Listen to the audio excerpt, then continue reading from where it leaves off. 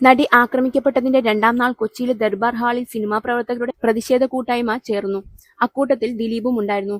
തനിക്കൊപ്പം ഏറ്റവും കൂടുതൽ സിനിമകളിൽ നായികയായി അഭിനയിച്ച നടിക്ക് സംഭവിച്ച ദുരനുഭവം ഭയപ്പെടുത്തുന്നു എന്നാണ് അന്ന് ദിലീപ് പറഞ്ഞത്. അതിനൊപ്പം ദിലീപ് പറഞ്ഞൊരു കാര്യം കേസിലെ പോലീസ് അന്വേഷണം സത്യസന്ധമായിട്ടാണ് മുന്നോട്ട് പോകുന്നത് എന്നാണ്.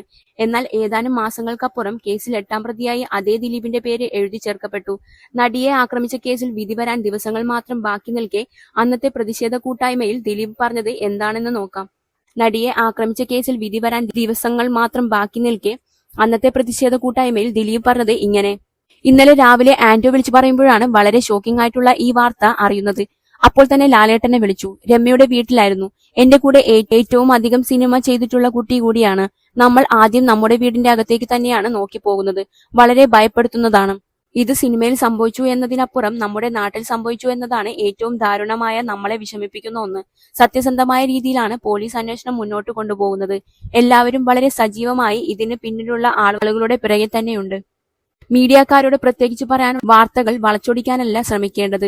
ഇത് സിനിമയിൽ സംഭവിച്ചു എന്ന് പറയുമ്പോൾ അതിന് ഇത്രയും കൂട്ടായ്മയുണ്ടായി. പക്ഷേ ഇത് നമ്മുടെ ഓരോ സാധാരണക്കാരന്റെ വീട്ടിൽ നടക്കുന്ന ഒരു സംഭവമായി നമ്മൾ എടുത്ത് ഇനി അങ്ങോട്ട് ഇങ്ങനെ സംഭവിക്കാതിരിക്കാൻ നമുക്ക് ഒരുമിച്ച് കൂട്ടായി നിൽക്കാം. അതിനൊപ്പം ഞാനും ഉണ്ടാകും. മമ്മൂക്ക വിളിച്ചപ്പോൾ തന്നെ എല്ലാവരും ഇവിടേക്ക് ഓടിവരികയുണ്ടായി.